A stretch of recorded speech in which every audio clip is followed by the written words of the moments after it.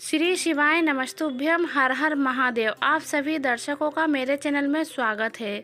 चैत्र की नवरात्रि चल रही है और इस नवरात्रि में कभी आप तुलसी से जुड़े हुए कुछ उपाय कर लेते हो तो आप जीवन के किसी भी मोड़ पर कभी खड़े हो, मतलब आर्थिक स्थिति बनी हुई है, पैसा आता नहीं है और बहुत ज़्यादा दिक्कतों का सामना करना पड़ रहा है, तो तुलसी माता के कुछ उपाय कर लीजिए। इस नवरात्रि में आपकी सारी परेशानियां खत्म हो जाएगी। जीवन काल तक आपको पैसे से जुड़ी हुई कोई भी समस्या नहीं होगी। और आपके घर कभी तुलसी का पौधा लगा है और कभी आप ये गलती बार बार करते हो तो इससे भी आपको पूजा का फल कभी नहीं मिलेगा और आपके पितृ भी नाराज होंगे और घर में समस्या आने लगेगी। वो कौन सी गलतियां हैं जो आपको नहीं करना चाहिए, तुलसी माता से जुड़ी हुई गलतियां हैं, तो आप वीडियो पूरा देखिएगा, अंत तक देखिएगा, आधे में ना छोड़िएगा। पहला उपाय आपको हम बता देते हैं धन प्राप्ति के लिए, सुख समृद्धि के लिए, खुशहाली जीवन के लिए। आपका घर हमेशा खुशियों से भरा रहे, बच्चों की किलकारियों से चहकता रहे, इसके लिए आपको ये बहुत ही अच्छा और छोटा सा उपाय करना है।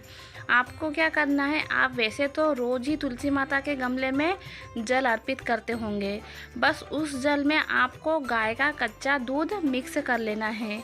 गाय का दूध आजकल हर जगह मिल जाता है, डेयरियों पर भी अलग से मिलने लगा है गाय का दूध, तो आप वहाँ से लेके आ जाइए और आपको एक कलश जल में थोड़ा सा दूध मिलाकर तुलसी माता की जड़ों में इस जल से सिंचन करना है। बस ये उपाय आपको इतना ही करना है। और फिर शाम के टाइम आपको, जब आप तुलसी माता के सामने क्यारे में दिया प्रज्वलित करें तो दिए में आपको थोड़ी सी हल्दी डाल देना है, तो इस उपाय का आपको पूरा फल मिलेगा। ये बहुत ही आसान सा और सरल सा उपाय था जो हर गृहिणी को करना चाहिए अपने परिवार के लिए। और चलिए बता देते हैं कि तुलसी माता से जुड़ी हुई गलतियाँ कभी आपके घर में भी होती है तो आप कितने भी उपाय कर ले, पूजा पाठ कर ले, आपको उसका फल नहीं मिलेगा। कैसे नहीं मिलेगा, चलिए आपको बताते हैं। आपका तुलसी का पौधा कहाँ पर रखा हुआ है, कौन सी दिशा में रखा हुआ है, दक्षिण दिशा में रखा हुआ है तो तुरंत हटा लीजिए, क्योंकि दक्षिण दिशा पितरों की दिशा मानी जाती है, यम देवता की दिशा मानी जाती है।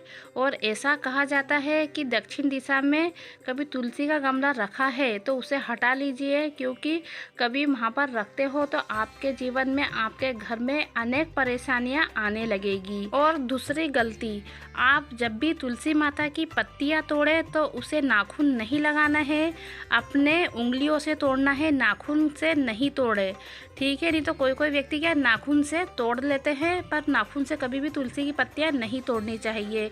और तीसरी गलती, तुलसी माता को इन दिनों में कभी भी नहीं छूना चाहिए और ना ही जल अर्पित करना चाहिए।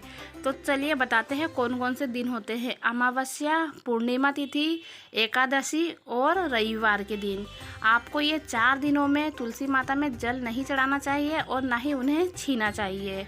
और तुलसी का गमला जहाँ पर भी रखा होता है वहाँ की आसपास की सारी जगह साफ़ होनी चाहिए, साफ़ सुथरी होनी चाहिए, वहाँ गंदगी नहीं होनी चाहिए। इससे माता लक्ष्मी रुष्ट होती है और हमारे घर को हमेशा के लिए छोड़कर चली जाती है और हमारे घर में हमेशा दरिद्रता वास करती है। तो आपको तुलसी के गमले के पास में हमेशा साफ़ सफाई रखना चाहिए।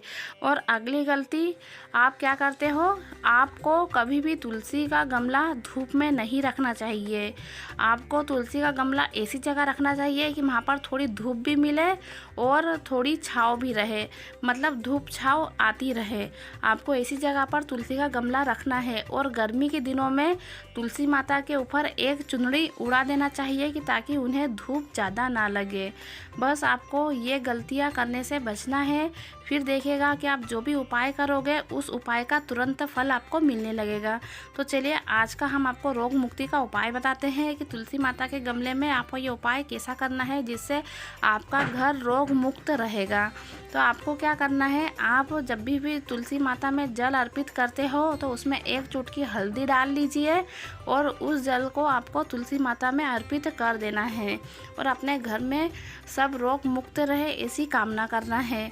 बस आपको ये उपाय इतना ही करना है, जो हमने आपको गलतियाँ बताई है वो गलतियाँ कभी आप नहीं करोगे तो आपका घर वैसे ही निरोगी काया रहेगा, सुख समृद्धि से भरा रहेगा, धन प्राप्ति के योग बनते रहेंगे और आपका जितना भी जीवन काल रहेगा, जीवन काल में आपको कोई भी समस्या नहीं झेलनी पड़ेगी और ना ही आपके बच्चों को यह समस्या झेलनी पड़ेगी। धन से जुड़ी हो, बीमारी से जुड़ी हो या फिर अन्य समस्या हो, कोई भी समस्या का सामना नहीं करना पड़ेगा। कभी आप ये उपाय तुलसी माता के गमले में रोज़ करते हो तो या फिर नवरात्रि में करते हो तो आप ये उपाय रोज़ भी कर सकते हो, क्योंकि बहुत छोटे से उपाय है और घर पे ही ये उपाय करना है।